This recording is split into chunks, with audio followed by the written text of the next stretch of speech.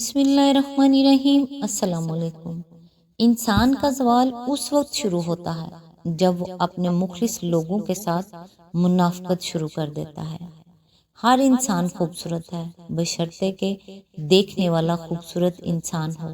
سوچ سے بڑھ کر کوئی خوبصورتی نہیں، کیونکہ شخصیت کا حقیقی جوہر سوچ ہے، جلد کی رنگت نہیں۔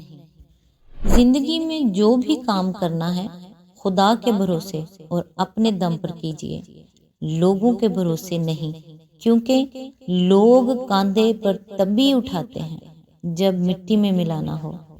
ہمیں دوسروں سے کیا تکلیف ہے یہ ہم جانتے ہیں، مگر یہ جاننا اکثر بھول جاتے ہیں کہ ہم سے دوسروں کو کیا تکلیف ہے۔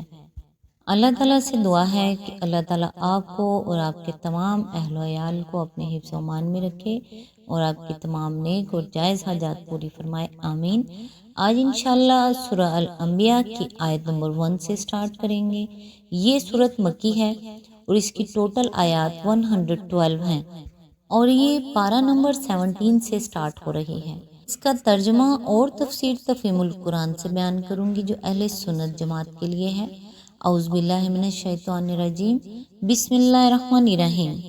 قریب آ گیا ہے لوگوں کے حساب کا وقت اور وہ ہیں کہ غفلت میں منہ موڑے ہوئے ہیں۔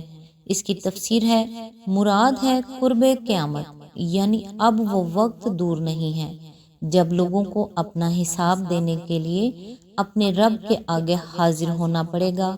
محمد صلی اللہ علیہ وآلہ وسلم کی بعثت اس بات کی علامت ہے کہ نوع انسانی کی تاریخ اب اپنے آخری دور میں داخل ہو رہی ہے۔ اب وہ اپنے آغاز کی بنسبت اپنے انجام سے قریب تر ہے۔ آغاز اور وسط کے مرحلے گزر چکے ہیں اور آخری مرحلہ شروع ہو چکا ہے۔ یہی مضمون ہے جس کو نبی صلی اللہ علیہ وآلہ وسلم نے ایک حدیث میں بیان فرمایا ہے۔ آپ نے اپنی 2 انگلیاں کھڑی کر کے فرمایا، میں ایسے وقت پر مبعوث کیا گیا ہوں کہ میں اور قیامت ان 2 انگلیوں کی طرح ہے، یعنی میرے بعد بس قیامت ہی ہے، کسی اور نبی کی دعوت بیچ میں حائل نہیں ہے۔ سنبھلنا ہے تو میری دعوت پر سنبھل جاؤ، کوئی اور ہادی اور بشیر و نذیر آنے والا نہیں ہے، یعنی کسی تنبیہ کی طرف توجہ نہیں کرتے، نہ خود سوچتے ہیں کہ ہمارا انجام کیا ہونا ہے، اور نہ اس پیغمبر کی بات سنتے ہیں جو انہیں خبردار کرنے کی کوشش کر رہا ہے۔ آیت نمبر 2، ان کے پاس جو تازہ نصیحت ہی ان کے رب کی طرف سے آتی ہے اس کو بے تکلف سنتے ہیں اور کھیل میں پڑے رہتے ہیں۔ اس کی تفسیر ہے، یعنی قرآن کی ہر نئی صورت جو محمد صلی اللہ علیہ وآلہ وسلم پر نازل ہوتی ہے اور انہیں سنائی جاتی ہے۔ وَهُمْ يَلْعَبُونَ کے 2 مطلب ہو سکتے ہیں، ایک وہ جو اوپر ترجمے میں اختیار کیا گیا ہے اور اس میں کھیل سے مراد یہی زندگی ہے جسے خدا اور آخرت سے غافل لوگ کھیل رہے ہیں۔ دوسرا مطلب یہ ہے کہ وہ اسے سنجیدگی کے ساتھ نہیں سنتے بلکہ کھیل اور مذاق کے طور پر سنتے ہیں۔ آیت نمبر 3، دل ان کے دوسری ہی فکروں میں منہمک ہیں اور ظالم آپس میں سرگوشیاں کرتے ہیں کہ یہ شخص آخر تم جیسا ایک بشر ہی تو ہے، پھر کیا تم آنکھوں دیکھ کے جادو کے پھندے میں پھنس جاؤ گے۔ اس کی تفسیر ہے، پھنسے جاتے ہو بھی ترجمہ ہو سکتا ہے اور دونوں ہی مطلب صحیح ہیں۔ سرگوشیاں کفار مکہ کے وہ بڑے بڑے سردار آپس میں بیٹھ کر کیا کرتے تھے جن کو نبی صلی اللہ علیہ وآلہ وسلم کی دعوت کا مقابلہ کرنے کی بڑی فکر لاحق تھی۔ وہ کہتے تھے یہ شخص بہرحال نبی تو ہو نہیں سکتا کیونکہ ہم ہی جیسا انسان ہے، کھاتا ہے پیتا ہے، بازاروں میں چلتا پھرتا ہے، بیوی بچے رکھتا ہے، آخر اس میں وہ نرالی بات کیا ہے جو اس کو ہم سے ممتاز کرتی ہو اور ہماری بنسبت اس کو خدا سے ایک غیر معمولی تعلق کا مستحق بناتی ہو۔ البتہ اس شخص کی باتوں میں اور اس کی شخصیت میں ایک جادو ہے کہ جو اس کی بات کان لگا کر سنتا ہے اور اس کے قریب جاتا ہے وہ اس کا گردیدہ ہو جاتا ہے۔ اس لیے اگر اپنی خیر چاہتے ہو تو اس کی سنو اور نہ اس سے میل جول رکھو، کیونکہ اس کی باتیں سننا اور اس کے قریب جانا گویا آنکھوں دیکھتے جادو کے پھندے میں پھنسنا ہے، جس چیز کی وجہ سے وہ نبی صلی اللہ علیہ وآلہ وسلم پر سحر کا الزام چسپاں کرتے تھے۔ اس کی چند مثالیں آپ کے قدیم ترین سیرت نگار محمد ابن اسحاق متوفی 152 ہجری نے بیان کی ہیں۔ وہ لکھتا ہے کہ ایک دفعہ عتبہ بن ربیعہ جو ابو سفیان کے سسر اور ہند جگر خوار کے باپ نے سرداران قریش سے کہا، اگر آپ لوگ پسند کریں تو میں جا کر محمد صلی اللہ علیہ وآلہ وسلم سے ملوں اور اسے سمجھانے کی کوشش کروں۔ یہ حضرت حمزہ رضی اللہ تعالیٰ عنہ کے اسلام لانے کے بعد کا واقعہ ہے، جب کہ نبی صلی اللہ علیہ وآلہ وسلم کے صحابہ کی تعداد روز بروز بڑھتی دیکھ کر اکابر قریش سخت پریشان ہو رہے تھے۔ لوگوں نے کہا، ابو ولید تم پر پورا اطمینان ہے، ضرور جا کر اس سے بات کرو۔ وہ حضور صلی اللہ علیہ وآلہ وسلم کے پاس پہنچا اور کہنے لگا، بھتیجے ہمارے ہاں تم کو جو عزت حاصل تھی تم خود جانتے ہو، اور نسب میں بھی تم ایک شریف ترین گھرانے کے فرد ہو۔ تم اپنی قوم پر یہ کیا مصیبت لے آئے ہو؟ تم نے جماعت میں تفرقہ ڈال دیا، ساری قوم کو بے وقوف ٹھہرایا، اس کے دین اور اس کے معبودوں کی برائی کی، باپ دادا جو مر چکے ہیں ان سب کو تم نے گمراہ اور کافر بنایا۔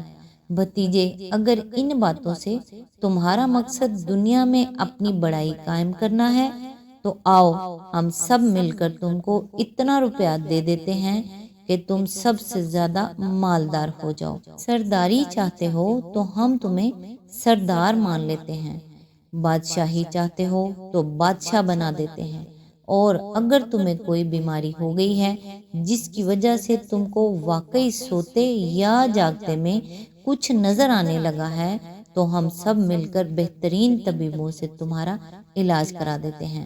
یہ باتیں وہ کرتا رہا اور نبی صلی اللہ علیہ وآلہ وسلم خاموش سنتے رہے۔ جب وہ خوب بول چکا تو آپ نے فرمایا، ابو ولید جو کچھ آپ کہنا چاہتے تھے کہہ چکے ہیں یا اور کچھ کہنا ہے؟ اس نے کہا، بس مجھے جو کچھ کہنا تھا میں نے کہہ دیا۔ آپ نے فرمایا، اچھا اب میری سنو۔ بسم اللہ الرحمن الرحیم، حامیم تنزیل من الرحمن الرحیم۔ اس کے بعد کچھ دیر تک مسلسل آپ سورہ حامیم السجدہ کی تلاوت فرماتے رہے اور عتبہ پیچھے زمین پر ہاتھ ٹیکے غور سے سنتا رہا۔ 38ویں آیت پر پہنچ کر آپ نے سجدہ کیا اور پھر سر اٹھا کر عتبہ سے فرمایا، ابو ولید جو کچھ مجھے کہنا تھا وہ آپ نے سن لیا، اب آپ جانیں اور آپ کا کام۔ عتبہ یہاں سے اٹھ کر سرداران قریش کی طرف پلٹا تو لوگوں نے دور سے ہی اس کو آتے دیکھ کر کہا، خدا کی قسم ابو ولید کا چہرہ بدلا ہوا ہے، یہ وہ صورت نہیں ہے جس سے لے کر وہ گیا تھا۔ اس کے پہنچتے ہی لوگوں نے سوال کیا، کہو ابو ولید کیا کر آئے ہو؟ اس نے کہا، خدا کی قسم آج میں نے ایسا کلام سنا ہے کہ اس سے پہلے کبھی نہ سنا تھا، واللہ یہ شعر نہیں ہے، نہ سحر ہے، نہ کہانت۔ اے معاشرے قریش میری بات مانو اور اس شخص کو اس کے حال پر چھوڑ دو، اس کی باتیں جو میں نے سنی ہیں رنگ لا کر رہیں گی۔ اگر عرب اس پر غالب آ گئے تو اپنے بھائی کا خون تمہاری گردن پر نہ ہوگا، دوسروں پر ہوگا، اور اگر یہ عرب پر غالب آ گیا تو اس کی حکومت تمہاری حکومت ہوگی اور اس کی عزت تمہاری عزت۔ لوگوں نے کہا، واللہ ابو ولید تم پر بھی اس کا جادو چل گیا۔ اس نے کہا، یہ میری رائے ہے، اب تم جانو اور تمہارے کام۔ ابن ہشام جلد اول صفحہ نمبر 313 اور 314۔ بہقی نے اس واقعے کے متعلق جو روایات جمع کی ہیں ان میں سے ایک روایت میں یہ اضافہ ہے کہ جب حضور صلی اللہ علیہ وآلہ وسلم سورہ حامیم سجدہ کی تلاوت کرتے ہوئے اس آیت پر پہنچے کہ فَإِنْ أَرَزُوا فَقُلْ أَنذَرْتُكُمْ صَيْحَةً مِثْلَ صَيْحَةِ عَادٍ وَثَمُودَ، تو عتبہ نے بے اختیار آگے بڑھ کر آپ کے منہ پر ہاتھ رکھ دیا اور کہنے لگا کہ خدا کے لیے اپنی قوم پر رحم کرو۔ دوسرا واقعہ ابن اسحاق نے یہ بیان کیا ہے کہ ایک دفعہ قبیلہ اراش کا ایک شخص کچھ اونٹ لے کر مکہ آیا۔ ابو جہل نے اس کے اونٹ خرید لیے اور جب اس نے قیمت طلب کی تو ٹال مٹول کرنے لگا۔ اراشی نے تنگ آ کر ایک روز حرم کعبہ میں قریش کے سرداروں کو جا پکڑا اور مجمع عام میں فریاد شروع کر دی۔ دوسری طرف حرم کے ایک گوشے میں نبی صلی اللہ علیہ وآلہ وسلم تشریف فرما تھے۔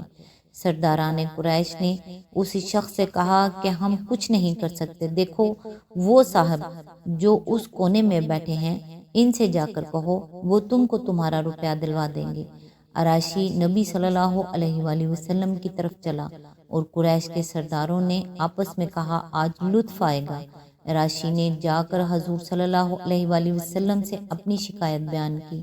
آپ اسی وقت اٹھ کھڑے ہوئے اور اسے ساتھ لے کر ابو جہل کے مکان کی طرف روانہ ہو گئے۔ سرداروں نے پیچھے ایک آدمی لگا دیا کہ جو کچھ گزرے اس کی خبر لا کر دے۔ نبی صلی اللہ علیہ وآلہ وسلم سیدھے ابو جہل کے دروازے پر پہنچے اور کنڈی کھٹکھٹائی۔ اس نے پوچھا کون؟ آپ نے جواب دیا محمد صلی اللہ علیہ وآلہ وسلم۔ وہ حیران ہو کر باہر نکل آیا۔ آپ نے اس سے کہا اس شخص کا حق ادا کر دو۔ اس نے جواب میں کوئی چوں چرا نہ کی، اندر گیا اور اس کے اونٹوں کی قیمت لا کر اس کے ہاتھ میں دے دی۔ قریش کا مخبر یہ حال دیکھ کر حرم کی طرف دوڑا اور سرداروں کو سارا ماجرا سنا دیا اور کہنے لگا کہ واللہ آج وہ عجیب معاملہ دیکھا ہے جو کبھی نہ دیکھا تھا۔ حکم بن ہشام یعنی ابو جہل جب نکلا ہے تو محمد صلی اللہ علیہ وآلہ وسلم کو دیکھتے ہی اس کا رنگ فک ہو گیا، اور جب محمد صلی اللہ علیہ وآلہ وسلم نے اس سے کہا کہ اس کا حق ادا کر دو تو یہ معلوم ہوتا تھا کہ جیسے حکم بن ہشام کے جسم میں جان نہیں ہے۔ ابن ہشام جلد 2 صفحہ نمبر 29 اور 30۔ یہ تھا شخصیت اور سیرت و کردار کا اثر، اور وہ تھا کلام کا اثر جس کو وہ لوگ جادو قرار دیتے تھے اور ناواقف لوگوں کو یہ کہہ کر ڈراتے تھے کہ اس شخص کے پاس نہ جانا ورنہ جادو کر دے گا۔